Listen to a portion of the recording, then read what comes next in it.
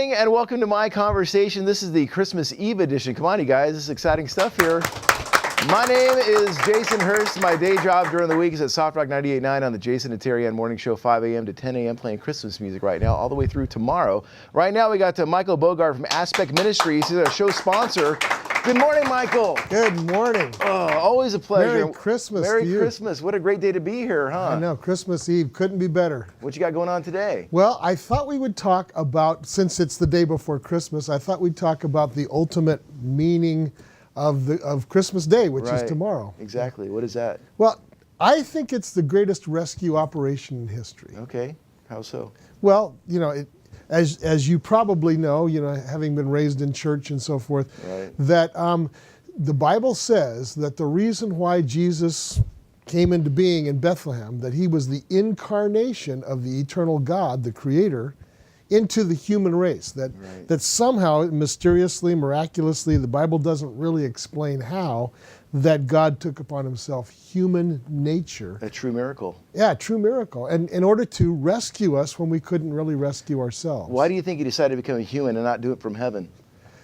Honestly, I don't know the answer to that, and I'm not sure the Bible really says why, other than the fact that he had to come personally. Yeah. And I think, to me, that's maybe the greatest part of the Christmas message for us, and that is that God cared enough to come personally. For sure. He didn't send an angel. He did send angels and he did send prophets, but ultimately he came himself and took upon himself humanity, in the sense that, think about this. If you're going to take upon yourself humanity, you're going to get hungry. Right. You're going to get tired.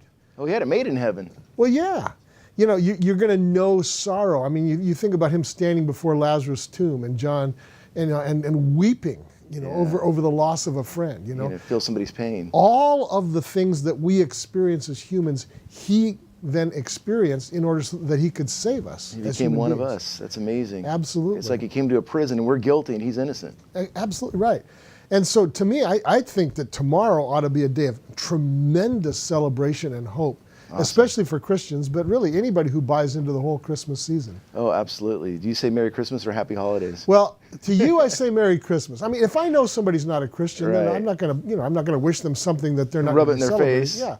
I mean, so I might say Happy Hanukkah or Happy Season's Greetings, or something like that. But if I know somebody's a Christian, I'm gonna say Merry Christmas, because that's what we have in common and that's what we're celebrating. Is it wrong to send somebody a Christmas card saying you don't know their beliefs and it says like Merry Christmas and the reason for the season is Jesus? Is it wrong, or what do you think? I don't know that there's a right or wrong about that, but I think it's always wise to be sensitive to people if you can be. Right. And if you know that this might not be appropriate, then don't do it. I mean, I'm not the kind of Christian that believes in shoving it in somebody's face. No, right. But on the other hand, I'm not going to be the kind of Christian that's ashamed of what I believe either. And so that's kind of where I stand. If you know the truth, if that's the way you feel, you don't want somebody to suffer and die because they don't know it. Well, that's right. Yeah. Absolutely right. And I think we're living in a time where it pays to be sensitive and pays to be courteous and thoughtful. And so that's how I like to be. Okay, so he was here, he was a rescuer, and now where is he now? Well, as if you don't know the story. I know the story a little bit. But, of course I do. He eventually, of course, was crucified and rose again from the dead. That's what the Bible says. That's what the New Testament says. And that's what Christians believe. And that he's at the right hand of the Father in heaven, waiting to come back and do the final part of the rescue operation. And what is that? That is to wipe every tear. As Revelation says, wipe every tear away.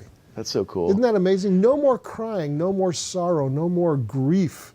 That there is going to come a time when God does deal finally and permanently with the issue of sin and suffering. Awesome. So what are we supposed to do now as believers? Well, for one thing, we have incredible hope for the future. We should be the least pessimistic people on earth. We should be the least negative people on earth. And I challenge my fellow Christians to get out of their negative mode, because honestly, we should be the most positive people that there are. Absolutely. We have the most to be hopeful about, and I think we need to get the good news out there, because when it's rightly communicated, the Christian message is truly good news for people. That's awesome. What are you doing for Christmas?